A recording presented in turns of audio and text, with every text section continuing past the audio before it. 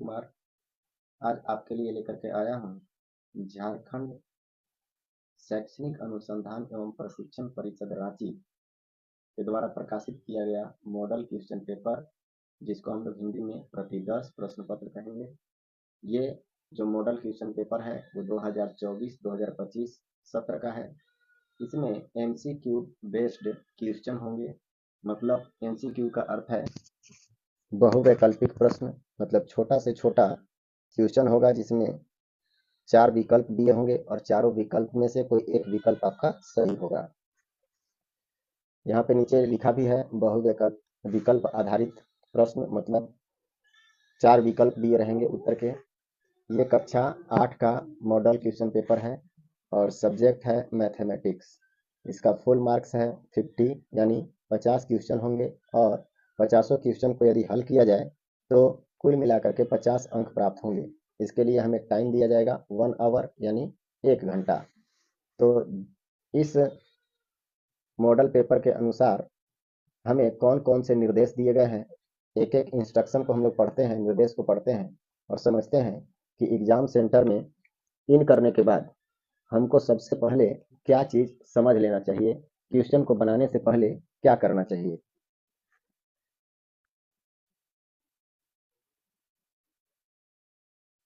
Paper के अनुसार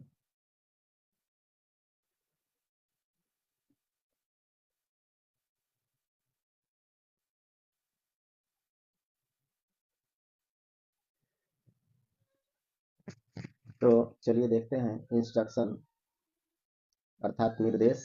इसके अंतर्गत हमारे सामने पहला जो निर्देश है उसमें कहता है कुल 50 बहुविकल्प आधारित प्रश्न है। इस मॉडल पेपर में कुल मिलाकर के 50 बहुविकल्प पर आधारित प्रश्न दिए गए हैं हमारे समक्ष और उन्हीं सबको हमको हल करना है।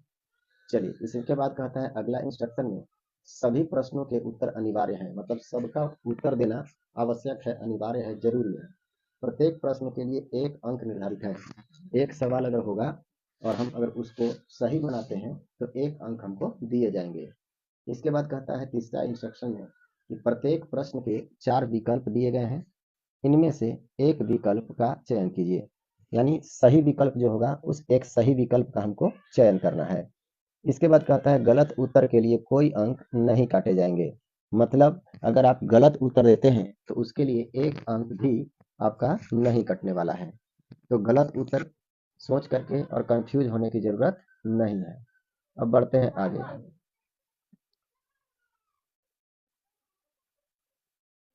पहला नंबर सवाल को लेकर के हम लोग बढ़ते हैं आगे।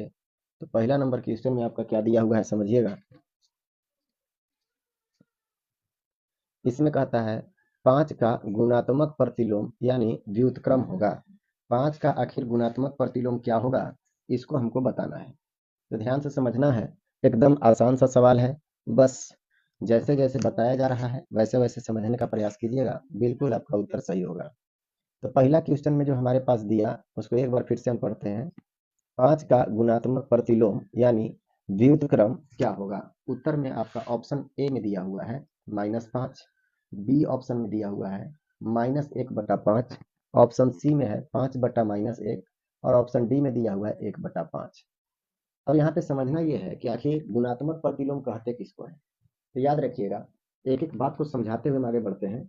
यहाँ पर जो भी संख्या दिया हुआ होगा, गुणात्मक प्रतिलोम का अर्थ ये होता है कि वैसी दो संख्याएं जो आपस में गुणा होने के बाद एक प्रदान करे या फिर गुणा होकर के एक मतलब बनाता हो, तब उस कंडीशन में उन दोनों संख्याओं को गुणात्मक प्रतिलोम कहा जाता है।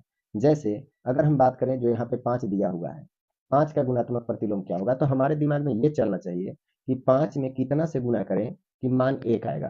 तो 5 में अगर हम 1/5 से गुणा करते हैं तो मान आपका आ जाता है 1। तो आप ये समझिए कि ये जो 5 है उसका गुणात्मक प्रतिलोम 1/5 हो जाएगा और इस 1/5 का गुणात्मक प्रतिलोम 5 हो जाएगा। तो हमसे 5 का गुणात्मक प्रतिलोम पूछा है, तो 5 का गुणात्मक प्रतिलोम 1/5 होगा, जो ऑप्शन डी में दिया है। तो ऑप्शन डी आपका बिल्कुल सही उत्तर हो गया। अब हम आगे बात करते हैं क्वेश्चन नंबर 2 का। तो क्वेश्चन नंबर 2 में क्या कहता है उसको समझिए। कहता है गुणनफल 1 प्राप्त करने के लिए 7/23 को किससे गुणा करना होगा। ध्यान से समझिएगा, ऑप्शन एक में दिया हुआ है -7/23, बी में दे दिया -23/7, सी में दे दिया 23/7 और डी में दे दिया 7/-23। हम ये कहना चाह रहे हैं कि यहाँ पे जो बोला उसके हिसाब से हमको काम करना है। बोला 1 प्राप्त करने के लिए 7/23 को किससे गुना किया जाए। तो याद रखिए कहा क्या, 7/23 को किससे गुना किया जाए, 23 है, किससे गुना किया जाए, तो मान लीजिए x से गुना किया जाए। तो क्या चाहिए हमको, 1 चाहिए, मतलब 7 में कितना से गुना करें कि 1 मिल जाएगा, यही कहा। अब आप बताइए कि x के साथ ये 7/23 गुना में है, जब बराबर के उस तरफ जाएगा तो हो जाएगा भाग में, x बराबर 1 भागा का चिन्ह लगेगा और आ जाएगा 7/23। हम ये कहना चाह रहे हैं कि अब भागा को बदलेंगे गुना में, गुना में बदलेंगे तो 23 चला जाएगा ऊपर और 7 आ जाएगा नीचे। जब हम इसको गुना करते हैं तो आ जाएगा 23/7। तो आप देख सकते हैं कि 23/7 ऑप्शन सी में दिया है, इसीलिए ऑप्शन सी हमारा बिल्कुल सही उत्तर होगा। आगे बात करते हैं अगले सवाल का। अगला नंबर सवाल 3 जो दिया हुआ है उसमें कहता है निम्नलिखित में से कौन वर्ग संख्या नहीं है। और थोड़ा सा गौर करने की बात है, वर्ग संख्या कौन नहीं है ये पता करना है। तो ध्यान दीजिए, ये जो आप ऑप्शन ए में देख रहे हैं 12 दिया है, ऑप्शन बी में 121 दिया हुआ है, ऑप्शन सी में दिया हुआ है 12,321 और डी में दे दिया है इकाई दहाई सैकड़ा हजार 10,000 लाख 10 लाख, मतलब 12,34,321। अब आपको ये बताना है कि आखिर कौन इसमें पूर्ण वर्ग संख्या नहीं है।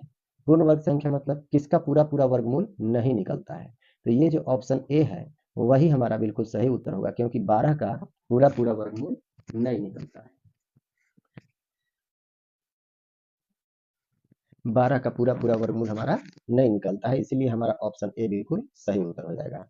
अब हम बात करेंगे क्वेश्चन नंबर 4 का। कहता है 441 एवं 484 के बीच कितनी पूर्ण वर्ग संख्या है। ऑप्शन ए में दे दिया 0, ऑप्शन बी में दे दिया 1, ऑप्शन सी में है 2 और ऑप्शन डी में दिया हुआ है 3। समझना है उसको समझिए थोड़ा सा। यहाँ पे जो हमारे सामने दिया वो क्या दे दिया 441। हमको ये समझना है कि 441 किसका वर्ग है। 441 है 21 का वर्ग, ठीक है। अगर 21 का वर्ग 441 है तो 22 का वर्ग क्या होगा ये समझना है, क्योंकि इसके बाद जो तुरंत वर्ग संख्या आने वाला है वो 22 का वर्ग ही होगा। तो 22 का वर्ग होता है 484।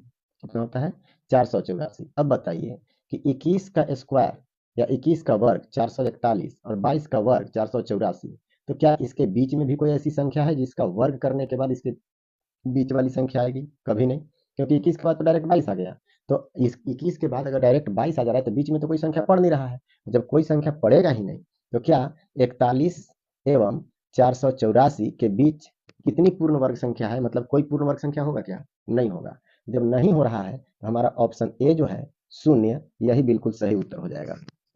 अब बात करेंगे क्वेश्चन नंबर 5 का। तो क्वेश्चन नंबर 5 में क्या कहता है, ध्यान से समझिए और आगे बढ़ाने का प्रयास कीजिए। चलिए 5वां नंबर क्वेश्चन कहता है एक वर्गाकार फर्श जिसकी एक किनारा 5 सेंटीमीटर है। एक वर्गाकार फर्श है जिसका एक किनारा 5 मीटर दिया हुआ है, तो उसके फर्श का क्षेत्रफल खाली स्थान होगा। तो ध्यान से समझिएगा, ऑप्शन क्या दिया हुआ है। ऑप्शन ए में है 5 मीटर, बी में दिया हुआ है 25 मीटर, सी में दे दिया 25 वर्ग मीटर और डी में दे दिया 25 वर्ग इकाई। तो एक बात तो तय है कि जब भी क्षेत्रफल हमारे पास देगा तो क्षेत्रफल वर्ग मीटर में या फिर वर्ग इकाई में देगा। तो पहला चीज यहाँ आप देख सकते हैं क्वेश्चन में आपका दिया हुआ है 5 मीटर, किनारा कितना है 5 मीटर। अगर किनारा 5 मीटर है तो याद रखिएगा उसका आंसर भी वर्ग मीटर में आएगा। तो वर्ग मीटर में आपका कहाँ दिया हुआ है, ऑप्शन ए में केवल 5 मीटर दिया, ये तो बिल्कुल गलत हो गया। ऑप्शन बी में भी 25 मीटर दिया हुआ, ये भी गया काम से। अब यहाँ पे आप देख सकते हैं डी में ये भी कहा 25 वर्ग इकाई, जबकि यहाँ पे मीटर लिखा है तो मीटर होना चाहिए, यहाँ पे 25 वर्ग इकाई दिया है, इसीलिए ये भी गलत। तो हमारा सही क्या हो जा रहा है ऑप्शन सी। ये तो ऐसे सही हो गया सिर्फ मीटर यानी इसका मात्रक देख करके, लेकिन क्या वास्तव में ही इसका उत्तर 25 वर्ग मीटर होगा? हल करके देखते हैं। तो आइए हल करते हैं। तो 5 मीटर एक आयताकार फर्श, ये मान लीजिए ये आयताकार फर्श है, ठीक है, सॉरी आयताकार नहीं है वर्गाकार फर्श है। तो हमको वर्गाकार फर्श चाहिए। चलिए ये हमारा वर्गाकार फर्श है, हम आपके सामने बना दे रहे हैं। ये हमारे सामने वर्गाकार फर्श है जिसका जो किनारा है वो 5-5 दिया हुआ है। जब इसका हम क्षेत्रफल निकालेंगे तो हम जानते हैं इस वर्ग का क्षेत्रफल होता है भुजा का स्क्वायर मतलब ए स्क्वायर। ए की जगह पे 5 है तो 5 गुने 5 यानी कितना हो जाएगा 25। और मीटर था तो मीटर स्क्वायर हो जाएगा। 25 मीटर स्क्वायर तो 25 मीटर स्क्वायर तो या 25 वर्ग मीटर तो आपका ऑप्शन सी में दिया हुआ था, इसीलिए ऑप्शन सी हमारा बिल्कुल सही उत्तर हो गया। अब बात करेंगे क्वेश्चन नंबर 6 का। इसमें कहता है -7 का पावर 3 का मान क्या होगा। तो ध्यान दीजिएगा, ऑप्शन ए में दिया आपका -243, बी में दे दिया 343, सी में दिया 143 और ऑप्शन डी में दे दिया -343। समझिएगा बिल्कुल आसान सा क्वेश्चन है। बस -7 का पावर 3 दिया हुआ है, -7 का पावर 3 दिया हुआ है, इसका मतलब -7 गुने -7 गुने -7 यानी -7 को 3 बार हमको मल्टीप्लाई करना है। तो याद रखिएगा, अगर विषम संख्या बार माइनस होता है तो माइनस ही लगता है। माइनस से माइनस में गुना करेंगे प्लस हो जाएगा, फिर प्लस से माइनस में गुना करेंगे प्लस माइनस माइनस होगा। अब 7 से 7 में गुना करने के बाद जो आएगा उसमें फिर से 7 से गुना करना पड़ेगा, तो 7 में 7 से गुना करेंगे तो हो जाएगा 49 और 49 में इस 7 से फिर गुना करना है। 7 नवा 63 के 3 हासिल 6, 7 चौक 28, 28 और 6 28 और 6 34, तो ये रहा 34 यानी कुल मिलाकर के -343 आ गया हमारे सामने। तो -343 किस में दिया है, ऑप्शन डी में, तो ऑप्शन डी हमारा बिल्कुल सही उत्तर है। अब अगला सवाल की ओर बढ़ते हैं और देखते हैं अगला सवाल में क्या कहा गया है। सवाल नंबर 7 में कहता है 2 गुने 2 गुने 2 गुने 3 गुने 3 गुने 3 गुने 4 गुने 4 गुने 4 का घनमूल क्या होगा। ऑप्शन ए में दिया हुआ है 2, ऑप्शन बी में दिया हुआ है 3, ऑप्शन सी में दिया है 4 और ऑप्शन डी में दे दिया है 24। देखिए एकदम इजी सा सवाल है। अगर हमको घनमूल निकालना है तो घनमूल निकालने के लिए हम जानते हैं कि 3-3 गो का जोड़ा जो होता है उसके बदले में एक एक ठो बाहर निकलता है। तो ये तीनों के बदले एक ठो 2 हमारा बाहर आ जाएगा, ये तीनों 3 के बदले एक ठो 3 बाहर आ जाएगा और ये 4 जो 3 ठो है उसके बदले एक ठो 4 बाहर आ जाएगा और इन्हीं तीनों को आपस में गुना कर दीजिएगा तो आपका घनमूल निकल के रेडी हो जाएगा। तो 2 तिया 6 और 6 से 4 में गुना करेंगे तो हो जाएगा 6 चौका 24 और 24 दिया है ऑप्शन डी में, इसीलिए ऑप्शन डी आपका बिल्कुल सही जवाब होगा। अब समझिएगा यहाँ, अगर ऐसे हमको बनाने के लिए कहता तो हम क्या लिखते हैं, क्यूब रूट के अंदर लिखने का काम करते हैं हम। यहाँ पे क्यूब रूट देते और उसके अंदर 2 गुने 2 गुने 2 गुने 3 गुने 3 गुने 3 गुने 4 गुने 4 गुने 4 लिख देते, ऐसा करते हैं। इसके बाद 3-3 गो के बदले एक एक ठो बाहर निकालते हैं, 3 ठो 2 के बदले एक 2 बाहर निकलेगा, फिर 3 ठो 3 के बदले एक 3 बाहर निकलेगा, 3 ठो 4 के बदले एक 4 बाहर निकलेगा और जब हम गुना करते तो 2 तिया 6 और 6 चौका 24, यही 24 हमारा आंसर आता जो ऑप्शन डी में हम लोग मार चुके हैं पहले ही। अब अगला क्वेश्चन को देखते हैं, क्वेश्चन नंबर 8। इसमें कहता है एक पूर्णांक a का पावर m के लिए m कहलाता है।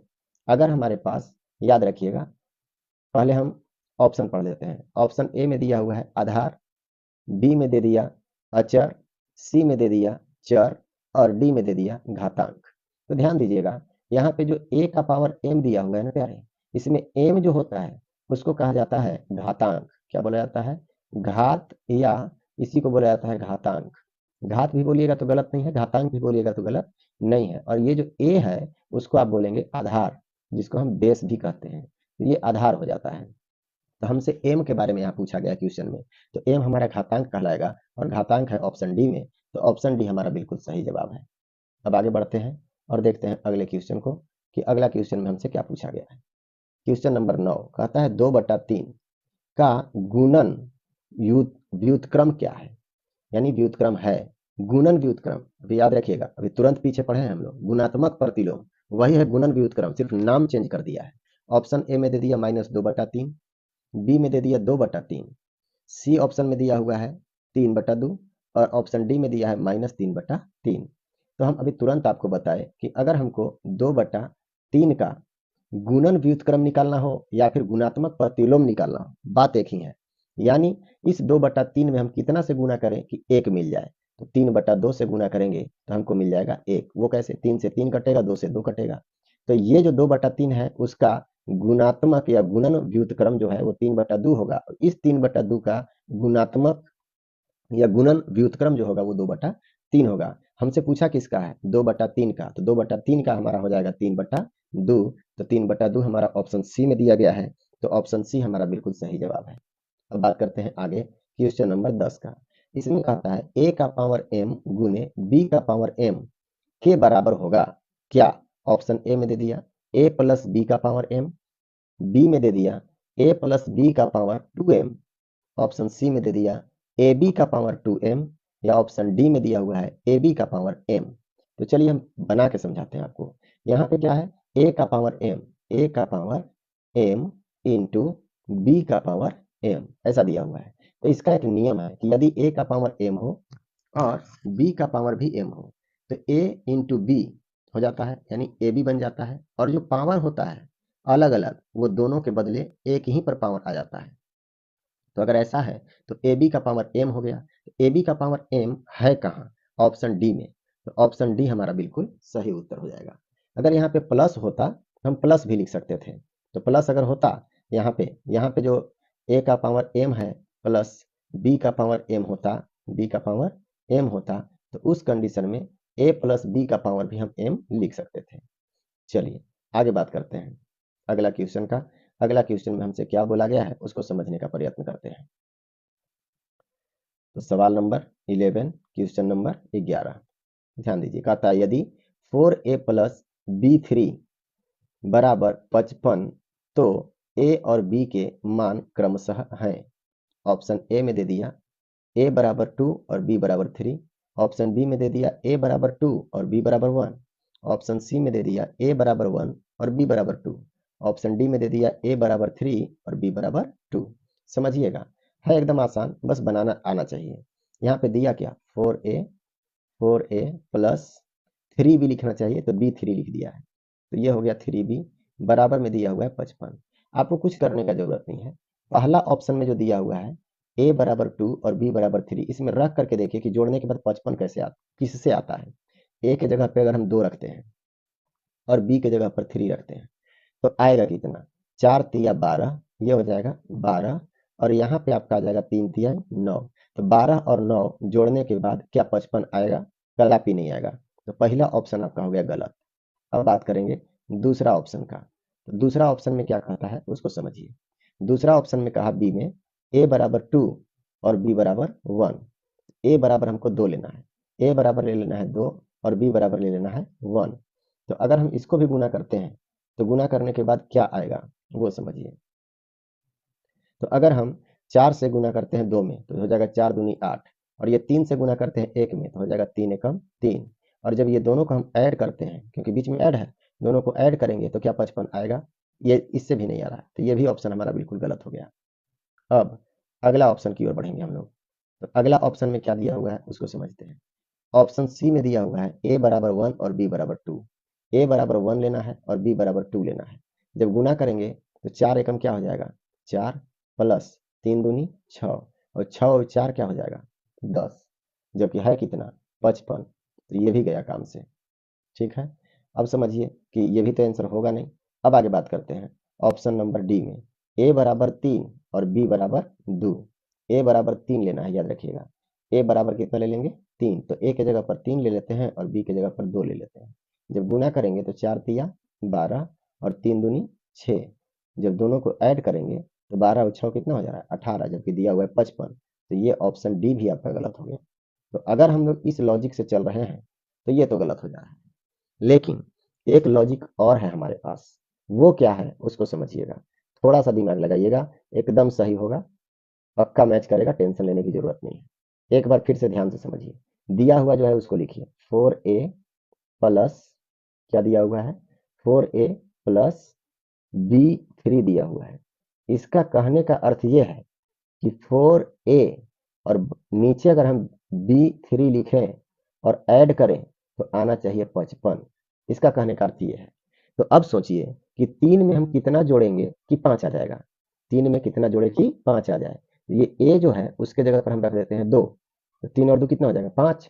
अब यहाँ 4 है हमारे पास, तो 4 में कितना जोड़ेंगे, मतलब 4 में b जोड़ने के बाद आना चाहिए 5। तो 4 में कितना जोड़े कि 5 आ जाए 1, यानी b के जगह पर हमको कितना ले लेना है 1, और a के जगह पर ले लेना है 2, यानी a बराबर 2 है और b बराबर क्या है 1।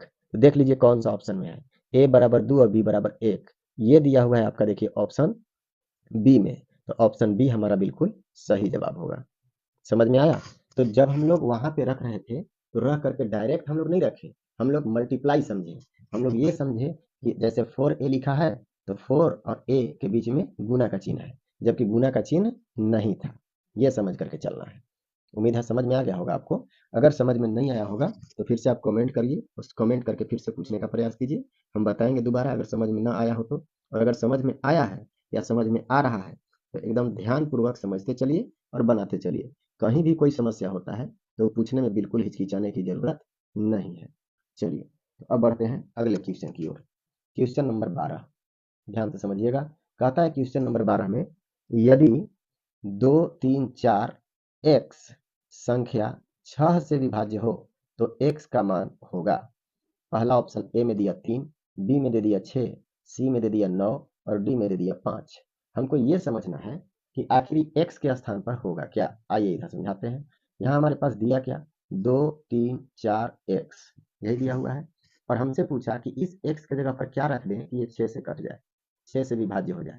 तो समझिए, सबसे पहले एक बात आपको पता होना चाहिए कि कोई भी संख्या 6 से तब विभाज्य होगा जो इसके गुणनखंड से विभाज्य होगा। इसका गुणनखंड है 2 और 3, मतलब 2 से भी कटना चाहिए और 3 से भी कटना चाहिए। तो 2 से कटने के लिए एक्स के जगह पर जो भी संख्या होगा वो सम संख्या होना चाहिए। यानी 2 से वही संख्या कटता है जो सम संख्या हो, तो सम संख्या एक्स के जगह पर होना चाहिए। जबकि आप देखिए, ना तो ऑप्शन ए वाला में सम संख्या है, ना ही ऑप्शन डी में सम संख्या है और ना ही ऑप्शन सी में सम संख्या है। तो सम संख्या है कहाँ, ऑप्शन बी में। ये हो सकता है लेकिन अभी कंफर्म नहीं करेंगे। अभी तो हम सिर्फ ये पता कर रहे हैं कि 2 से अगर भाग लगाना है तो अंतिम में 6 आना चाहिए, मतलब एक्स के जगह पर 6 आना चाहिए। जब हम 6 ले लेते हैं तो क्या ये 3 से भी विभाज्य होगा, ये देखना है। तो 3 से विभाज्य होने का एक नियम है कि जितनी भी संख्याएं होंगी सबको ऐड करके देखेंगे और देखेंगे कि क्या वो 3 से कटता है। अगर सभी का योग 3 से कट जाता है तो हम समझ लेंगे कि वो सभी, मतलब वो संपूर्ण संख्या जो है वो 3 से कटेगा। तो देखिए, 2 और 3 5, 5 और 4 9, 9 और 6 15 और 15 3 से कट जाता है 5 बार में। इसका मतलब कि 3 से कट रहा है, तो 3 से ये कट भी जा रहा है और 2 से भी कट जा रहा है क्योंकि अंतिम में सम संख्या है। तो इसलिए हमको कौन सा ऑप्शन चुनना पड़ेगा, ऑप्शन बी चुनना पड़ेगा, ताकि ये 2 से भी कट जाए और 3 से भी कट जाए। और 2 और 3 से कट गया तो 6 से तो ऑटोमेटिक कट जाएगा। आप भाग लगा करके भी देख सकते हैं, 6 से पूरा पूरा कटेगा, कोई दिक्कत नहीं है। चलिए बढ़ते हैं अगले सवाल की ओर। अगला सवाल जो हमारे सामने है 13 नंबर क्वेश्चन, उसको समझते हैं। इसमें कहा 4/7 एक्स स्क्वायर का संख्यात्मक गुणांक है। ऑप्शन ए में दे दिया 4, ऑप्शन बी में दे दिया 7, ऑप्शन सी में दे दिया 4/7 और ऑप्शन डी में दे दिया 4x स्क्वायर। तो समझिएगा, सवाल में जो दिया उसके हिसाब से बात करते हैं। 4/7 एक्स स्क्वायर यही दिया हुआ है। अब यहाँ पे बोला कि संख्यात्मक गुणांक क्या है। संख्यात्मक गुणांक का मतलब संख्या के रूप में, गुना के रूप में संख्या वाला कितना है। तो गुना के रूप में देखिए संख्या वाला 4/7 है, तो 4/7 आपका ऑप्शन सी में दिया गया है और यही ऑप्शन सी आपका सही उत्तर होगा। आपको बता दें कि जब भी 8 क्लास का एग्जाम होगा तो इसी तरह का प्रश्न आपको देखने को मिलेंगे एग्जाम में, इसलिए इसको ध्यान पूर्वक समझना है और बार बार रिवीजन करते रहना है ताकि इसी तरह का प्रश्न आने पर आपको किसी भी तरह का समस्या का सामना न करना पड़े। चलिए, अगर आपको ये वीडियो पसंद आ रहा हो, आपके लिए यूजफुल हो तो लाइक करें, साथ ही साथ अपने सहपाठी दोस्तों के पास शेयर करें ताकि इस वीडियो के माध्यम से वो भी लाभ उठा सकें। चलिए आगे बात करते हैं 14 नंबर से। इसमें कहता है a plus B into A plus B का मान होगा। ऑप्शन ए में A square minus B square, B में A square plus B square, C में ए माइनस बी का होल स्क्वायर और डी में दे दिया ए माइनस बी का होल स्क्वायर। थोड़ा सा गौर करने की बात है कि जो हमारे पास दिया वो क्या दिया, समझिएगा इधर। यहाँ दिया ए प्लस बी इंटू, फिर से ए प्लस बी दे दिया। दोनों ए प्लस बी और ए प्लस बी है, इसका मतलब ये दोनों जब मल्टीप्लाई करेंगे तो हो जाएगा स्क्वायर, मतलब ए प्लस बी का होल स्क्वायर हो जाएगा। और ए प्लस बी का होल स्क्वायर दिया हुआ है ऑप्शन सी में, तो ऑप्शन सी हमारा बिल्कुल सही जवाब हो जाएगा। अब आगे बढ़ते हैं और देखते हैं अगले क्वेश्चन की ओर कि क्या क्या अगला क्वेश्चन में हमसे पूछा गया है। अगला 15 नंबर क्वेश्चन जो है उसमें कहता है ए प्लस 2 का होल स्क्वायर का मान होगा। ऑप्शन ए में दे दिया ए स्क्वायर प्लस 4, बी में दे दिया ए स्क्वायर माइनस 4, ऑप्शन सी में दे दिया ए स्क्वायर प्लस 2ab प्लस 4 और ऑप्शन डी में दे दिया ए स्क्वायर प्लस 4a प्लस 4। अब थोड़ा सा समझते हैं। यहाँ दिया हुआ है ए प्लस 2 का होल स्क्वायर, और हम लोग सूत्र क्या जानते हैं, यहाँ पे हम ए को कहेंगे ए और बी को 2 को कह देंगे बी। 2 को क्या कहना है, बी। अब हम ए प्लस बी के होल स्क्वायर पे इसको तोड़ते हैं, लिखेंगे चूंकि ए प्लस बी का होल स्क्वायर बराबर होता है A square plus 2 B plus B square. ज़्यादा कुछ करने की जरूरत नहीं है, अब चुपचाप वैल्यू पुट कीजिए, आंसर आपके सामने होगा। ए स्क्वायर, ए के जगह पे ए है तो ए ही रहने देंगे, तो ए स्क्वायर हो जाएगा, प्लस 2 ए के जगह पर ए ही है तो ए रहेगा, बी के जगह पर क्या है तो बी के जगह पर 2 है, लिखेंगे 2 प्लस बी स्क्वायर मतलब 2 का स्क्वायर। चलिए अब इसी को हल कर दीजिए, ए स्क्वायर तो ज्यों का त्यों रहेगा, प्लस 2 दूनी की 4 ए हो जाएगा, और प्लस में 2 दूनी की 4 यानी 2 का वर्ग 4। तो आप देख सकते हैं कि ए स्क्वायर प्लस 4 कहाँ दिया हुआ है, तो ये दिया है ऑप्शन डी में, तो ऑप्शन डी हमारा बिल्कुल सही जवाब है। आगे बात करें क्वेश्चन नंबर 16 का, कहता है 5a स्क्वायर बी का सार्वगुणनखंड है। ऑप्शन ए में दिया हुआ है 5a स्क्वायर 5 इंटू ए स्क्वायर इंटू बी, फिर बी में दिया हुआ है 5 इंटू ए इंटू बी, सी ऑप्शन में दिया हुआ है 5 इंटू ए इंटू बी स्क्वायर, और डी में दे दिया 5 इंटू ए इंटू ए। अब हमको समझना यह है कि इसका सार्वगुणनखंड क्या होगा।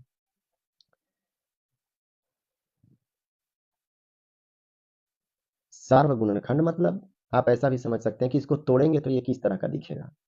तो देखिएगा 5a स्क्वायर बी यही है, इसको जब हम तोड़ते हैं तो 5 तो रहेगा इंटू ए 2 ठो में बदल जाएगा, यानी a इंटू ए, और क्या बच जाएगा b, तो b भी बगल में आ जाएगा, तो 5 इंटू ए इंटू बी कहाँ है, ये देखिए ऑप्शन बी में, तो ऑप्शन बी आपका बिल्कुल सही उत्तर है। आगे बात करते हैं क्वेश्चन नंबर 17 का। क्वेश्चन नंबर 17 में क्या कहता है उसको समझिए। कहता है खाली स्थान का गुणनखंड x plus a into x plus b है। किसका गुणनखंड आखिर x plus a into x plus b है, तो याद रखिएगा यहाँ ऑप्शन ए में दिया एक्स स्क्वायर प्लस ए plus B into x plus ए बी, ऑप्शन बी में दे दिया x square minus a minus b into x minus a b, फिर ऑप्शन सी में दे दिया x square minus a plus B into x plus A B, और option D में दे दिया x square plus a minus b into x plus A b. तो याद रखिएगा एक सूत्र है x plus a into x plus b, इसका एक सूत्र होता है, क्या सूत्र होता है, तो एक्स स्क्वायर प्लस ए plus B into x plus ए बी, ऐसा एक सूत्र है। तो इसके आधार पर अगर हम सूत्र को देखें ए स्क्वायर तो कहाँ है, A square plus A B into X, A square plus A plus B into x plus A B, और ये दिया हुआ है देखिए ऑप्शन ए में, ऑप्शन ए आपका बिल्कुल सही उत्तर है। क्लियर है। अब बढ़ते हैं आगे। अगर आपको लगता है कि ये आया कैसे तो इसको हल करके समझाते हैं, थोड़ा सा गौर कीजिएगा।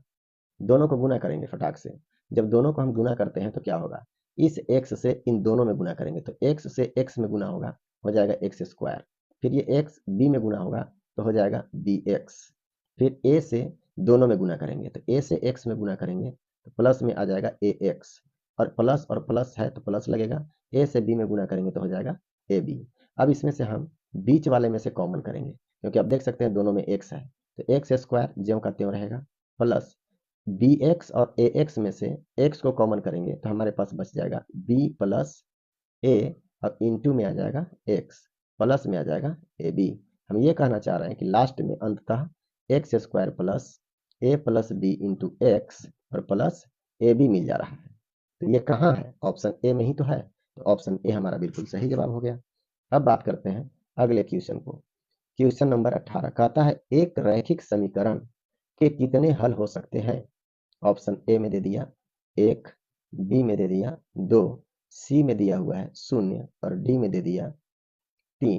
तो याद रखिएगा जब भी रैखिक बहुपद होगा तो आपको सिर्फ एक ही मान निकलेगा, जैसे 2x प्लस 5 दे दिया, बराबर में कुछ भी दिया हुआ रहेगा, मान लीजिए 8 दे दिया। अब आपसे पूछ रहा है कि ये रैखिक बहुपद है, तो रैखिक बहुपद के कितने मान आ सकते हैं, केवल एक। अगर द्विघात बहुपद होगा तो 2 ठो मान आएगा, त्रिघात बहुपद होगा तो 3 हल निकलेंगे, चतुर्थ घात अगर रहेगा तो 4 हल निकलेगा। तो यहाँ पे रैखिक बहुपद कहा है, इसीलिए हमारा ऑप्शन कौन सा होगा, ए बिल्कुल सही जवाब होगा, एक ही आपका उत्तर मिलेगा या फिर हल मिलेगा। अब 19 नंबर सवाल को देखते हैं। 19 नंबर सवाल में कहता है 5x plus 7 is equal to 2x plus 8 समीकरण का हल क्या है? ऑप्शन ए में दे दिया x बराबर 1/3, बी में दे दिया x बराबर -1/3, सी बराबर दे दिया, सी ऑप्शन में x बराबर 3 और ऑप्शन डी में x बराबर 1। समझिएगा, कुछ विशेष है नहीं, समझने की जरूरत है। आपसे बोला 5x plus 7 is equal to 2x plus 8, x वाले को एक तरफ लाइए, 5x ये x वाला बराबर के बाईं तरफ आएगा तो हो जाएगा -2x बराबर 8, ये जो 7 प्लस में देख रहे हैं बराबर के उस तरफ जाएगा तो माइनस में 7 हो जाएगा। अब इसी को आपको हल कर देना है, तो 5x में से 3x जाएगा तो बचेगा हमारे पास 2x, सॉरी 5x में से 2x जाएगा तो बचेगा 3x, 3x बराबर 8 में से 7 खर्च हो जाएगा तो बचेगा 1। अब अगर हम x बराबर निकालना चाहें तो ये 1 है, x के साथ 3 गुना में है, जब इधर आएगा तो भागा में हो जाएगा, मतलब 1/3 अंततः आपका आंसर हो गया। तो 1/3 ऑप्शन ए में दिया हुआ है, तो ऑप्शन ए हमारा बिल्कुल सही जवाब हो गया। अब आइए अगला क्वेश्चन को लेके बढ़ते हैं। क्वेश्चन नंबर 20 में कहता है 50 आमों के समूह में 40% आम पके हुए हैं, पके हुए आमों की संख्या निम्नलिखित में से होगी। ऑप्शन ए 40, बी 50, सी 30 और डी 20। तो याद रखिएगा, टोटल आमों की संख्या दिया हुआ है, टोटल आम कितने हैं? टोटल आम है 50। अब कहता है कि 40% आम पके हुए हैं, पके हुए आम अगर 40% है और पके हुए आमों की संख्या भी पूछ रहा है, जिसका परसेंटेज दिया हुआ है अगर उसी का मान पूछ रहा है तो जितना टोटल है उसका उतना ही परसेंट निकाल देंगे। तो 50 आम का क्या परसेंट हमको निकालना पड़ेगा? 40%, क्योंकि पका हुआ आम ही पूछ रहा है। अगर कच्चा आम पूछता तो 40%, 100% में से 40% घटा करके 60% का वैल्यू निकालते हैं, लेकिन यहाँ पे पका हुआ आम ही पूछा है और पके हुए आम का प्रतिशत ही दिया हुआ है और पका हुआ आम भी पूछ रहा है, तो उस कंडीशन में यही 40% ही निकालेंगे 50 का। 50 का 40% निकालेंगे तो 50 गुने 40/100, एक जीरो से एक जीरो कैंसिल, एक जीरो से इस जीरो कैंसिल करेंगे, 5 से 4 में गुना करेंगे हो जाएगा 5 चौका 20, और यह 5 चौका 20 जो है वो हमारा किसमें दिया हुआ है? 5 चौका 20 दिया है ऑप्शन डी में। अरे उठाओ ना।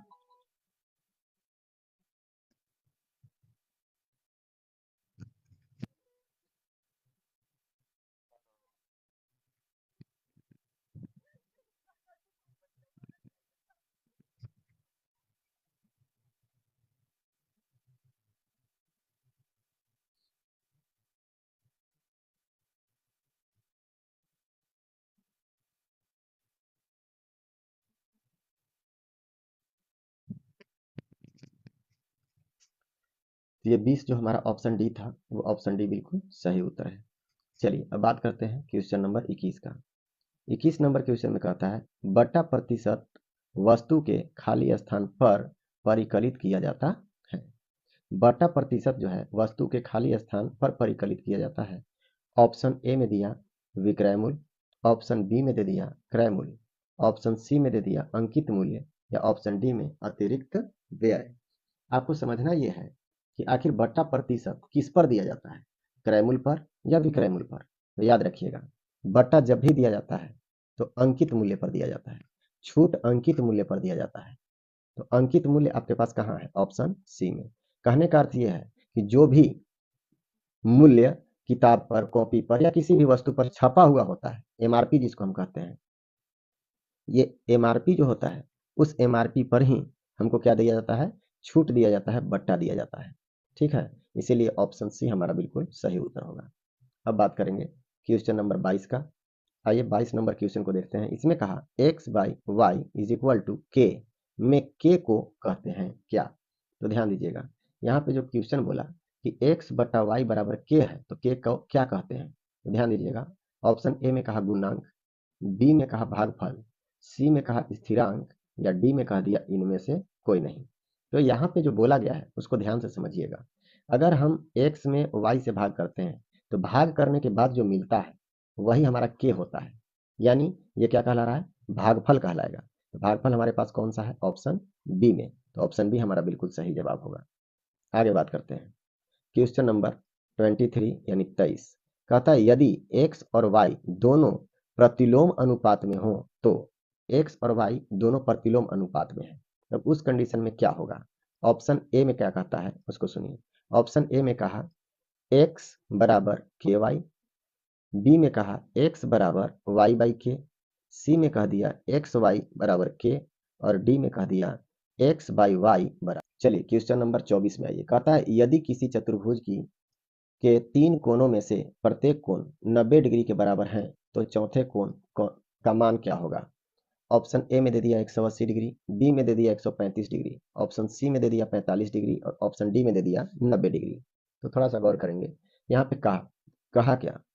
किसी चतुर्भुज के 3 कोण में से प्रत्येक कोण 90-90 डिग्री का है।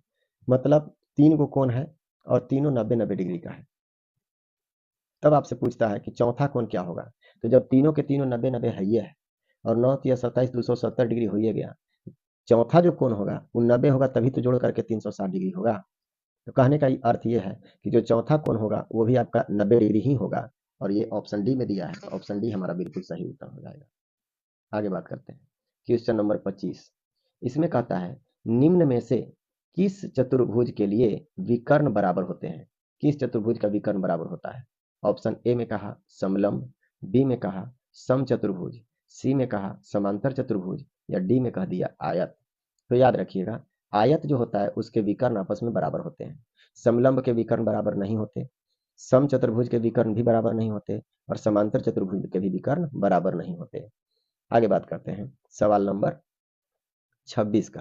तो 26 नंबर सवाल में कहता है किसी षडभुज के कोणों का योग कितना होता है? षटभुज का मतलब समझते हैं आप? षटभुज का मतलब होता है 6 भुजा वाला। तो 6 भुजा वाला एक हम आकृति बना के आपको समझाएंगे। पहले ऑप्शन देख लें। ऑप्शन कहता है 180, बी में कहा 360, सी में कह दिया 540, और डी में कह दिया 720। अब समझते हैं। 6 भुजा वाला एक षटभुज बनाते हैं। 1 भुजा, 2 भुजा, 3 भुजा, 4 भुजा, 5 भुजा, 6 भुजा, ये 6 भुजा हो गया। 6 भुजा से जो षटभुज बना, उसमें सभी अंतःकोणों का योग कितना होगा? तो उसके लिए हम लोग त्रिभुज बनाते हैं। 1 त्रिभुज, 2 त्रिभुज, और ये 3 त्रिभुज। कुल मिलाकर के हमारे पास कितने त्रिभुज हो गए? 1, 2, 3, 4। अब एक त्रिभुज का क्षेत्रफल कितना हो जाता है? मतलब एक त्रिभुज में तीनों कोणों का योग कितना होता है? 180। तो अगर एक का 180 होता है तो हमारे पास 4 गो त्रिभुज है, तो 18 तिया 54 और 1 जीरो यानी 540 डिग्री हो जाएगा। 540 डिग्री आपका ऑप्शन सी में दिया हुआ है, यही आपका बिल्कुल सही उत्तर हो जाएगा। एक बात और बता दें आपको कि एक नियम भी होता है, एक सूत्र भी होता है। क्या होता है वो सूत्र? ये सूत्र होता है n-2 इंटू 180 डिग्री।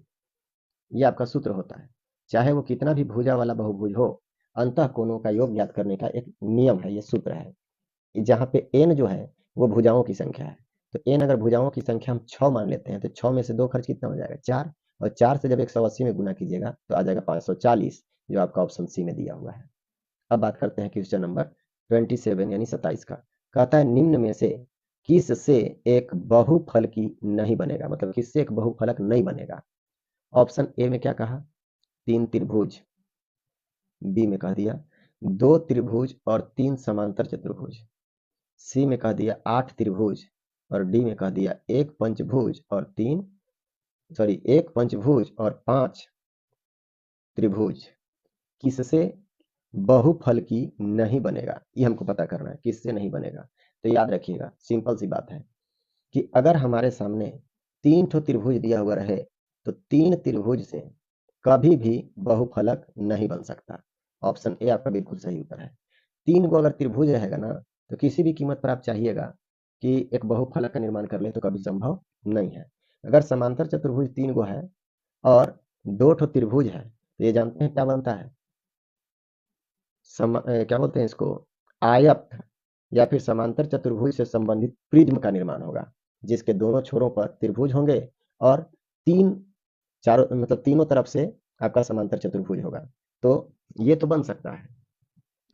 8 त्रिभुज रहेंगे तो भी बन जाएगा, लेकिन अगर एक पंचभुज और 5 त्रिभुज रहेगा तभी बनेगा।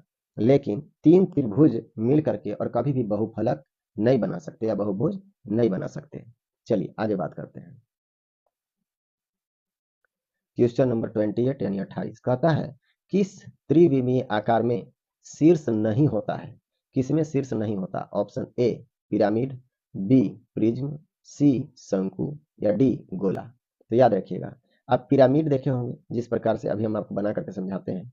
देखिए इस तरह का ये त्रिभुज है और त्रिभुज के एक शीर्ष से तीनों शीर्ष को मिलाइएगा तो ये बनता है पिरामिड। तो इसमें तो शीर्ष ही है, कोना ही है। बी में अगर बात करते हैं प्रिज्म का, तो प्रिज्म देखिए इस प्रकार का होता है। एक आयत बना हुआ रहेगा आपका, इस तरह का आयत या वर्ग रहेगा, और यहाँ से एक पॉइंट यहाँ होगा, एक पॉइंट यहाँ होगा, और इस पॉइंट से इसको मिलाएंगे, इसको मिलाएंगे, यहाँ से इसको मिला देंगे, यहाँ से इसको मिला देंगे, और लास्ट में इसको यहाँ से मिला देंगे। ये आपका प्रिज्म हो गया। और यही समांतर चतुर्भुज वाला भी बता रहे थे कि समांतर चतुर्भुज देखिए एक, एक नीचे दो और एक बगल वाला तीन है, और दो ठो त्रिभुज दोनों तरफ है। तो इसमें भी शीर्ष यानी कोना है, देखिए है कि नहीं कोना। तो इसमें भी कोना होता है, किसमें कोना नहीं होता है वो पता करना है। सी जो है उसमें कहा शंकु। देखिए शंकु इस प्रकार से बनता है, ये आपका शंकु है। तो आप समझ सकते हैं कि शंकु में क्या यहाँ कोना नहीं है। लेकिन एक होता है गोला, ये रहा आपका गोला। तो इस गोला में क्या आपको कहीं कोना दिखाई दे रहा है? नहीं। तो इसीलिए ऑप्शन डी आपका बिल्कुल सही उत्तर हो गया। यानी गोला में कहीं भी शीर्ष नहीं होता, कोना नहीं होता है। अब आगे बात करते हैं अगले क्वेश्चन का। क्वेश्चन नंबर 29 यानी 29 कहता है आयत का क्षेत्रफल बराबर वाट। ऑप्शन ए में दे दिया 4 गुने भुजा, बी में दे दिया 1/2 गुने आधार गुने ऊंचाई, ऑप्शन सी में दे दिया लंबाई गुने चौड़ाई, ऑप्शन डी में दे दिया 2 इंटू लंबाई प्लस चौड़ाई। तो याद रखिए पहला जो ऑप्शन है 4 गुने भुजा, ये वर्ग का परिमाप निकालने का सूत्र है, जबकि हमसे आयत का क्षेत्रफल पूछा है, गलत हो गया पहला।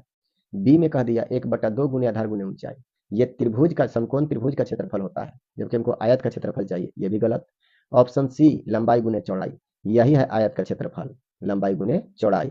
और ऑप्शन डी जो दिया हुआ है उसमें 2 इंटू लंबाई प्लस चौड़ाई, ये क्षेत्रफल का नहीं है, आयत का ही परिमाप का सूत्र है, इसीलिए ऑप्शन डी आपका गलत हो गया। आगे बात करते हैं क्वेश्चन नंबर 30 यानी 30।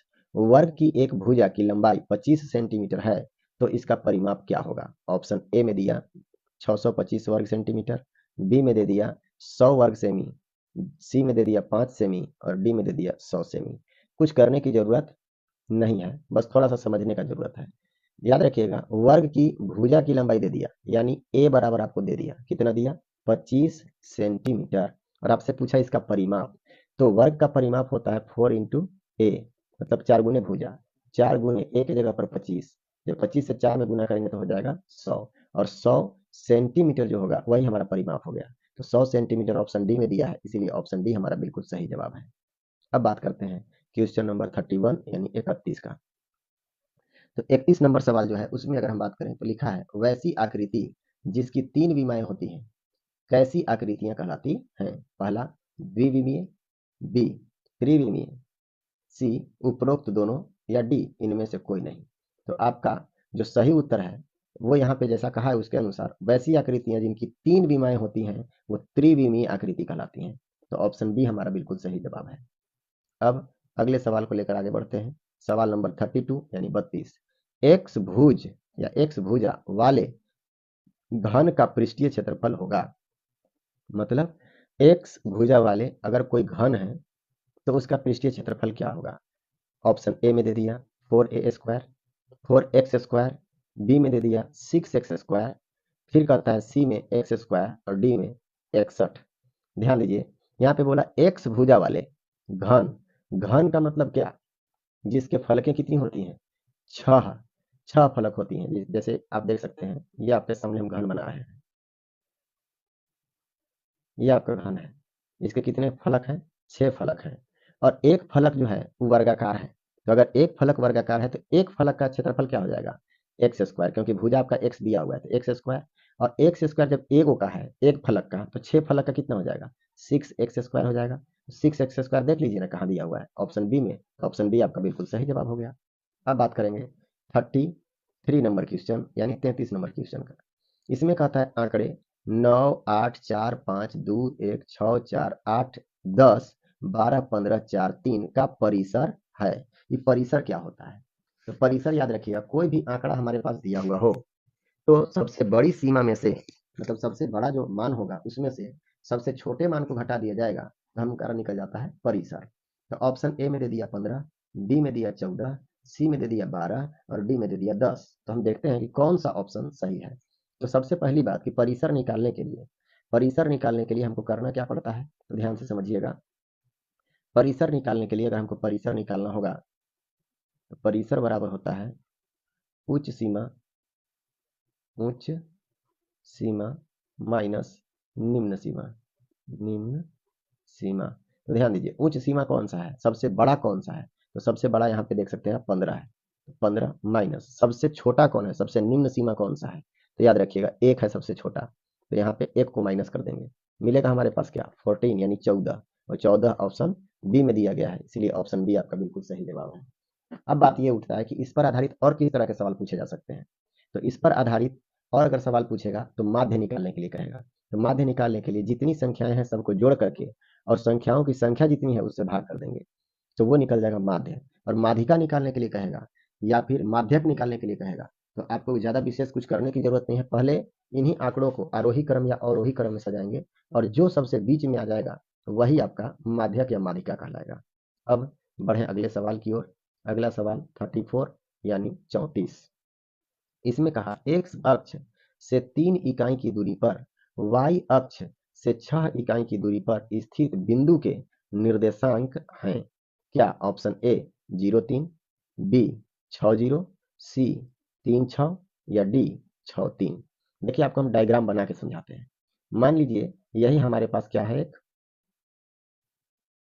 ग्राफ है, इसमें आपका क्या बोला उसको समझिएगा, ये आपका एक्स अक्ष है और ये वाई अक्ष है। आपसे बोला एक्स अक्ष से 3 इकाई की दूरी पर, एक्स अक्ष से 3 इकाई की दूरी पर, तो ऊपर की ओर 3 इकाई जाएगा, 1 2 3। अब कहता है कि वाई अक्ष से 6 इकाई की दूरी पर, तो वाई अक्ष तो यही है, इससे 6 इकाई की दूरी पर 1 2 3 4 5 और ये रहा 6 इकाई की दूरी पर जो निर्देशांक होगा उसका मान क्या होगा, तो याद रखिए एक्स अक्ष पर कितना पॉइंट मिला, 6 यानी छठा पॉइंट। अगर यहाँ से हम बात करें ऐसे ऊपर की ओर खींचेंगे तो ये आएगा इस पॉइंट पर, इस पॉइंट पर एक पॉइंट बनेगा, तो इसका निर्देशांक क्या होगा, एक्स वाला पहले लिखाता है तो 6 और वाई वाला बाद में लिखाता है तो 3, तो 6,3, 6,3 दिया है ऑप्शन डी में, तो ऑप्शन डी आपका बिल्कुल सही जवाब हो गया। अब बात करेंगे अगले क्वेश्चन का। तो अगला क्वेश्चन नंबर 35 में कहता है 35 में 0,0081 का वर्गमूल होगा, ऑप्शन ए 9,0, बी 0,9, सी 0,09 और ऑप्शन डी सभी। थोड़ा सा गौर करने की बात है, कुछ विशेष है नहीं, हमारे पास जो दिया है उसी को लेकर के चलिए। 0,0081, हम ये कहना चाह रहे हैं कि अगर यहाँ 0.4 अंक के बाद है तो 100% गारंटी है कि दशमलव वर्गमूल जब निकलेगा तो 2 अंक के बाद होगा। अब आप समझिए यहाँ पे कि अगर हमारे पास इस जीरो का कोई महत्व न दे, इसको अगर कोई महत्व न दिया जाए, तो इस 81 का वर्गमूल क्या हो जाएगा, तो 81 का वर्गमूल हो जाएगा 9, और हमको 2 अंक के बाद दशमलव चाहिए, तो 9 के बगल में एक जीरो लगा करके तब दशमलव देंगे और यही आपका आंसर हो जाएगा। तो 0,09 आपका बिल्कुल सही उत्तर है और ये है ऑप्शन सी में, तो ऑप्शन सी हम सही मानेंगे और ऑप्शन सी ही हमारा बिल्कुल सही उत्तर है। अब बात करते हैं क्वेश्चन नंबर 36 यानी 36 का। दो क्रमागत वर्ग संख्या के बीच कितनी पूर्ण संख्याएं होती हैं, दो ठो वर्ग संख्या अगर है तो उसके बीच में कितनी पूर्ण संख्या हो सकती है। ऑप्शन ए में दे दिया 0, बी में दे दिया 1, सी में कह दिया 2 और डी में कह दिया अनगिनत, मतलब गिना नहीं जा सकता। तो चलिए शुरू करते हैं। पहले हम लेते हैं 1 का स्क्वायर। अगर हम 1 का स्क्वायर लेते हैं तो आता कितना है 1, 2 का स्क्वायर लेते हैं तो कितना हो जाता है 4, 3 का स्क्वायर लेंगे तो हो जाएगा 9, अगर हम 4 का स्क्वायर लेते हैं तो हो जाएगा 16, 5 का स्क्वायर लेंगे तो 25, 6 का स्क्वायर लेंगे तो हो जाएगा 36, 7 का स्क्वायर लेंगे तो हो जाएगा 49, 8 का स्क्वायर लेंगे तो 8 अठाई 64, 9 का स्क्वायर लेंगे तो 81 और 10 का स्क्वायर लेते हैं तो 100। अब दो लगातार वर्ग संख्या यानी पूर्ण वर्ग संख्या जो है उसके बीच में कितनी संख्या होंगी, तो ध्यान दीजिएगा 1 और 4 के बीच में 3 संख्या, अगर हम बात करें 4 और 9 के बीच में तो 5 संख्या, 9 और 16 के बीच में 7 संख्या, अगर 16 और 25 के बीच में बात करें 16 और 9 25, यानी हर कंडीशन में आप देख सकते हैं कभी 3 हो जा रहा है, कभी 5 हो रहा है, कभी 7 हो रहा है, कभी 9 हो रहा है। ठीक है, तो यहाँ पे बात क्या किया गया उस पर एक बार फिर से विचार कीजिए। दो क्रमागत वर्ग संख्या के बीच कितनी पूर्ण वर्ग संख्या होगी, पूर्ण वर्ग संख्या पूछा जा रहा है। दो क्रमागत वर्ग संख्या के बीच कितनी पूर्ण वर्ग संख्या होगी, एक भी पूर्ण वर्ग संख्या नहीं होगी। जैसे आप सोचिए कि दो पूर्ण वर्ग संख्या है लगातार, एक है 1 और एक है 4, तो इसके बीच में कोई पूर्ण वर्ग संख्या आएगा जिसका पूरा पूरा वर्गमूल निकलेगा? कभी नहीं। तो कभी नहीं आ सकता है। तो इसके लिए आपका ऑप्शन ए बिल्कुल सही उत्तर हो जाएगा, 0। एक भी बीच में पूर्ण वर्ग संख्या नहीं आएगा।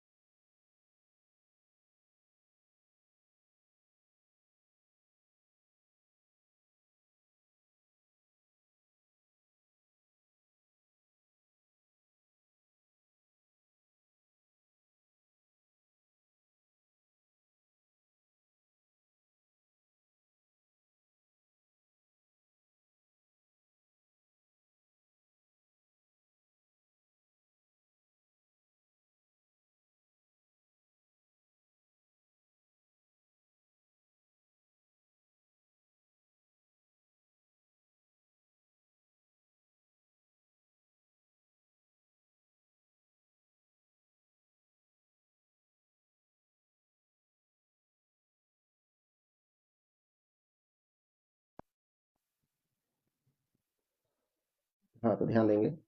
हम लोग बात कर रहे थे 38 यानी 38 नंबर क्वेश्चन का। इसमें कहता है 5/9 प्लस -8/9 का मान निम्नलिखित में से क्या होगा? ऑप्शन ए में दे दिया 13/9, बी में आपका दिया हुआ है -1/3, सी में दे दिया 1/3 और डी में दे दिया 3/9। चलिए ध्यान दीजिए। अगर इस तरह का प्रश्न है तो आप डायरेक्ट भी हल कर सकते हैं, कोई दिक्कत नहीं है। 5/9 प्लस, इसके बाद दे दिया -8/9। देखिए कुछ करने की जरूरत नहीं है। आपको अपने दिमाग से सोच लेना है कि यहाँ प्लस है, यहाँ माइनस, तो प्लस माइनस माइनस। 9 और 9 का एलसीएम 9 हो जाएगा और डायरेक्ट ऊपर वाले को घटा दीजिए। तो 5 माइनस 8 हो जाएगा। 8 में से 5 खर्च 3 और चिन्ह लगेगा माइनस का, माइनस का लगा देंगे। अब ये कट रहा, 3 एकम 3 और 3 तिया 9, तो अंततः आपका आंसर आ गया -1/3। तो -1/3 आपका ऑप्शन बी में दिया है, तो ऑप्शन बी हमारा बिल्कुल सही जवाब है। अब सवाल नंबर 39 को देखते हैं। कहता है सवाल नंबर 39 में कि यदि a बराबर -1 और b बराबर 2, तो a का पावर b गुने b का पावर a का मान क्या होगा? ऑप्शन ए में दे दिया 1/2, बी में दे दिया 2, सी में दिया -3/2 और डी में दे दिया -1/2। अब कुछ करने की जरूरत नहीं है, ध्यान से समझिए। यहाँ पे जो वैल्यू दिया है उसी को हम लोग लिखेंगे। क्या मान दिया हुआ है? ए का पावर बी इंटू बी का पावर ए। अब समझिए ए के स्थान पर क्या रखना है? -1, -1। और इसका पावर बी, बी के जगह पर कितना है? 2, 2 लिखेंगे। बी, बी मतलब 2। और बी का पावर ए, तो ए की जगह पर क्या है? -1, तो -1 रखेंगे। अब इसी को हल कीजिए। -1 का जब स्क्वायर करेंगे तो माइनस माइनस प्लस हो जाएगा और 1 ही रहेगा, इंटू। जब इसको हम पलटेंगे, क्यों? क्योंकि यहाँ पावर माइनस में है। अब ये पावर को हमको प्लस में करना है, तो प्लस में करने का एक ही उपाय है, क्या? इसको व्युत्क्रम कर दीजिए। मतलब 2/1 जो है इसको पलट करके 1/2 कर दीजिए। और जब इसको हम गुना करेंगे तो 1 से 1 में गुना करेंगे 1 हो जाएगा और बटा में 2, यानी 1/2 आपका आंसर हो गया। और 1/2 ऑप्शन ए में दिया है, तो ऑप्शन ए ही हमारा बिल्कुल सही जवाब होगा। अब सवाल अगला, क्वेश्चन नंबर 40 कहता है 120 डिग्री के कोण को कहते हैं। क्या कहते हैं 120 डिग्री के कोण को? पहला न्यून कोण, दूसरा समकोण, तीसरा अधिक कोण या चौथा पूरक कोण। तो यहाँ पे समझिएगा, इसमें आपको 120 डिग्री का बात किया, तो 120 डिग्री 90 डिग्री से अधिक और 180 डिग्री से कम है, इसीलिए इसको कहा जाएगा अधिक कोण, और ये अधिक कोण ऑप्शन सी में दिया है, तो ऑप्शन सी हमारा बिल्कुल सही जवाब है। अब आगे बात करते हैं अगले क्वेश्चन पर। सवाल है, रामानुज कौन है? रामानुज कौन है? ऑप्शन ए में है वैज्ञानिक, बी में है जीव विज्ञानी, सी में है रसायन विज्ञानी, या डी में कहा गणितज्ञ। तो आपका बिल्कुल सही उत्तर है गणितज्ञ। अब आगे बात करते हैं अगला क्वेश्चन नंबर 42 का। क्वेश्चन नंबर 42 में क्या कहता है उसको समझने का प्रयास करेंगे। क्वेश्चन नंबर 42 यानी 42 कहता है, संख्या ए बी सी के लिए कौन सही है? अगर संख्या ए बी सी यहाँ पे लिखा हुआ है तो उसके लिए कौन सही है? याद रखिएगा संख्या है ये। ए में कहा ए प्लस बी प्लस सी, बी में कह दिया ए प्लस 10b प्लस 100c, सी में कह दिया ए इंटू बी इंटू सी, या डी में कह दिया 100a प्लस 10b प्लस सी। तो यहाँ पे समझिएगा, आपको कभी बताया गया होगा कि ए बी सी लिखा हुआ है और ये कोई संख्या है, तो उस कंडीशन में इकाई के स्थान पर सी है, दहाई के स्थान पर बी है और सैकड़ा के स्थान पर ए है। तो इकाई वाले में 1 से गुना किया जाता है, दहाई वाले में 10 से गुना किया जाता है और सैकड़ा वाले में 100 से। तो उसी प्रकार जब इसको हम लिखेंगे विस्तारित रूप में, तो ए लिख करके हमको गुना करना पड़ेगा 1 पर डबल जीरो से, फिर प्लस, क्योंकि सैकड़ा का स्थान पर है तो 100 से गुना करना पड़ेगा, बी इंटू 10 से मल्टीप्लाई करना पड़ेगा क्योंकि ये दहाई के स्थान पर है तो 10 से गुना करना होगा, प्लस सी इकाई के स्थान पर है इसलिए 1 से गुना करना होगा, 100 से ए में गुना करेंगे 100 ए हो जाएगा, 10 से बी में गुना करेंगे 10 बी हो जाएगा, और सी में 1 से गुना करेंगे तो केवल सी होगा। और ये दिया हुआ है देखिए ऑप्शन डी में, तो ऑप्शन डी हमारा बिल्कुल सही जवाब है। अब बात करेंगे क्वेश्चन नंबर 43 का। निम्नलिखित में से कौन द्विपदी बीजीय व्यंजक है? द्विपदी का मतलब क्या? द्विपदी का मतलब होता है जिसमें दो पद होते हैं। अब ये दो पद किसमें है वही आपको समझना है। तो option A, option B, option C और ऑप्शन डी को आप देख करके समझने का प्रयास कीजिए और समझ करके अपना उत्तर डिसाइड कीजिए कि आखिर कौन सा ऑप्शन सही है। तो ध्यान दीजिएगा, द्विपदी का मतलब होता है जिसमें दो पद है। तो दो पद किसमें है थोड़ा सा गौर करने की बात है, समझिएगा। तो यहाँ पे समझिए, आप ध्यान से समझिएगा जो हम बताना चाह रहे हैं। ऑप्शन ए में क्या दे दिया? ऑप्शन ए में दे दिया एक्स स्क्वायर माइनस 1, बी में दे दिया 2xy, सी में दे दिया xy और डी में दे दिया 2x स्क्वायर y। तो एक बात बता दें हम, द्विपदी बीजीय व्यंजक चाहिए। द्विपदी मतलब दो पद वाला। तो देखिए ये जो पहला ऑप्शन है उसमें दो पद हैं, एक्स स्क्वायर और 1 माइनस से जुड़ा हुआ है, दो पद इसमें जुड़े हुए हैं, इसीलिए ऑप्शन ए आपका बिल्कुल सही उत्तर है। और बाकी आप चाहे बी में देखिए, चाहे डी में देखिए, चाहे सी में देखिए, सब एक पदी है क्योंकि प्लस और माइनस से दो भागों में ये बटा हुआ नहीं है। अब बढ़ेंगे आगे और देखेंगे अगले क्वेश्चन को। क्वेश्चन नंबर 45 यानी 44 कहता है, घन का कुल पृष्ठीय क्षेत्रफल का सूत्र क्या होगा? Option A 2 pi r h, B 2 pi r into r plus h, C 4l square, या डी 6l स्क्वायर। थोड़ा सा गौर करेंगे, घन का कुल पृष्ठीय क्षेत्रफल, तो घन में कितने फलक होते हैं? 6 फलक होते हैं। एक फलक का जो सूत्र होता है वो होता है ए स्क्वायर मतलब एल स्क्वायर। तो 6 फलक के लिए 6l स्क्वायर और 6l स्क्वायर ऑप्शन डी में दिया है, तो ऑप्शन डी हमारा बिल्कुल सही उत्तर हो गया। अब बात करेंगे क्वेश्चन नंबर 45 का। कहता है निम्नलिखित में धनात्मक परिमेय संख्या है, मतलब इसमें जो धनात्मक परिमेय संख्या है वो कौन सा है? Option A -5, option B -1/2, option C -3/-2, option D 4/5। यहाँ पे बोला धनात्मक परिमेय संख्या कौन सा है, मतलब प्लस में कौन सा है। तो याद रखिए, ऐसे तो आपका ये जो आप सी नंबर देख रहे हैं वो भी आपका धनात्मक होगा क्योंकि ये माइनस और माइनस दोनों आपस में कट जाएंगे, लेकिन स्पष्ट रूप से हमारे सामने दिखाई दे रहा है कौन सा, मालूम है आपको? ऑप्शन डी, क्योंकि ये अंश भी आपका धनात्मक है और हर भी धनात्मक है, तो दोनों 4/5 जो है वो बिल्कुल सही उत्तर है, यानी धनात्मक परिमेय संख्या हमारा ऑप्शन डी है। अब आगे बात करेंगे, अगर ये ऑप्शन नहीं रहता तो हमारा ऑप्शन सी बिल्कुल सही उत्तर होता। चलिए 46 नंबर सवाल यानी 46 क्वेश्चन कहता है 32.768 का घनमूल क्या होगा? आपको घनमूल निकालना है इसका। देखिए ज्यादा कुछ नहीं करना, ऑप्शन पहले देख लीजिए। ऑप्शन ए में दे दिया 3.2, बी में दे दिया 3.3, सी में दे दिया 3.5 और डी में दे दिया 3.6। एक बात आपको बता दें, ये लॉजिक से आप चलिए, ऑप्शन के हिसाब से सीधे आपका आंसर मिलेगा। वो कैसे? देखिए, इकाई अंक में 2 है और यहाँ इकाई अंक में हमको 8 चाहिए, तो इकाई अंक को 3 बार गुना कीजिए, 2 गुने 2 गुने 2, इकाई अंक में आपका 8 आ जाएगा। अभी तक 8 आया है, अभी तक ये सही है। जब हम ऑप्शन बी वाले को देखेंगे, इकाई अंक में 3 है तो 3 को 3 बार गुना कीजिए, क्या इकाई अंक में 8 आएगा? तो 3 गुने 3 गुने 3, जब गुना कीजिएगा तो आएगा 27, अंतिम में 8 नहीं आया, इसीलिए ऑप्शन बी गलत। 6, 6 करेंगे तो 6 छक 36, और 36 में फिर से 6 से गुना कीजिएगा तो इकाई अंक में याद रखिएगा 6 आने वाला है, और जब 6 आने वाला है तो 6 है क्या? नहीं, ऑप्शन डी भी गलत। 5, 5 को चाहे कितना बार भी आप गुना कर दीजिए, इकाई अंक में 5 ही आएगा, ये 5 भी नहीं हो पाएगा, यानी ऑप्शन ए आपका बिल्कुल सही उत्तर है। बिना हल किए हुए सीधे आंसर मार सकते हैं, और नहीं तो 32 गुने 32 3 बार गुना करके देख लीजिएगा, पक्का आएगा आपका 46 नंबर सवाल का उत्तर ऑप्शन ए। अब बात करेंगे अगला क्वेश्चन का, तो क्वेश्चन नंबर 47 यानी 47 कहता है 11/25 भागा खाली स्थान बराबर -11/25 में रिक्त स्थान में क्या होगा, यानी खाली स्थान में आपका क्या भरा जाए कि वो सुटेबल कर दे।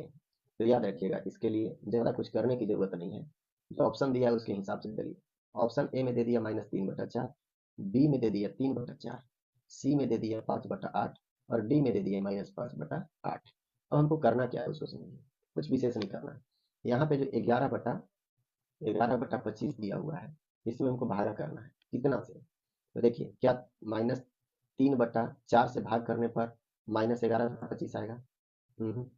चलिए ट्राई करते हैं, एक एक करके बनाना शुरू करते हैं। ये भागा की जगह पर हम डायरेक्ट कर देते हैं गुना, और गुना करके और इसको पलट के रखते हैं, क्योंकि भागा रहता तो गुना में बदल करके पलट नहीं पड़ता, तो इसको पलट देते हैं एक ही बार में। 4/-3 नहीं कट रहा है, तो ये तो गया काम से, ये तो बिल्कुल नहीं हो सकता, क्योंकि गुना करने के बाद -11/25 नहीं आ रहा था, तो ये ऑप्शन जो पहला है वो गलत हो गया। दूसरा जो ऑप्शन है 3/4, तो 4 ऊपर चला गया और 3 नीचे, ये भी नहीं कट रहा है, तो इसका भी काम तमाम, ये भी किसी काम का नहीं, ये भी गया घर में। इसके बाद ऑप्शन सी को देखते हैं। ऑप्शन सी के हिसाब से जब चलते हैं तो ये 8 चला जाएगा ऊपर और 5 आ जाएगा नीचे, यानी 8/5। अभी भी ये नहीं कट रहा है, नहीं कट रहा है तो -11/25 आ ही नहीं सकता है, इसीलिए आपका ऑप्शन सी भी गलत हो गया। अब बात करेंगे ऑप्शन डी का, तो ऑप्शन डी में क्या हमारे पास है? -5/8 है, -5/8 है तो 8 चला जाएगा ऊपर और -5 आ जाएगा नीचे। अब ये भी नहीं कट रहा है, जब इससे भी नहीं कटेगा तो आंसर -11/25 आएगा कैसे? आ ही नहीं सकता। तो उस कंडीशन में ऑप्शन डी भी आपका गलत हो गया। इसका आंसर जानते हैं क्या होना चाहिए? इसका आंसर होना चाहिए -1। इसका आंसर क्या होगा? -1। और जब -1 से आप भाग कीजिएगा या फिर गुना कीजिएगा, उससे कोई अंतर नहीं पड़ता। -1 से आप चाहे भाग कीजिए या फिर गुना कीजिए, आपका आंसर जो है वो क्या आएगा मालूम है? -11/25 ही आएगा। तो आपका सही उत्तर होना चाहिए था -1 यहाँ पे। कोई भी ऑप्शन में -1 जरूर देना चाहिए था, लेकिन दिया नहीं। कोई बात नहीं, अब बढ़ते हैं आगे क्वेश्चन नंबर 48 के पास। 48 नंबर क्वेश्चन में कहता है 0.25 का वर्गमूल होगा।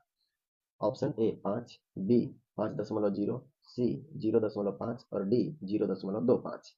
देखिए, कुछ भी करने की जरूरत नहीं है, आपके पास दिया 0.25, 25 का वर्गमूल आप 5 निकाल लीजिए। यहाँ 2 अंक के बाद दशमलव था, यहाँ 1 अंक के बाद दशमलव लगेगा, यानी इसका वर्गमूल निकाल करके हम डायरेक्ट ले आए 0.5, और 0.5 ऑप्शन सी में है, इसलिए ऑप्शन सी आपका बिल्कुल सही जवाब है।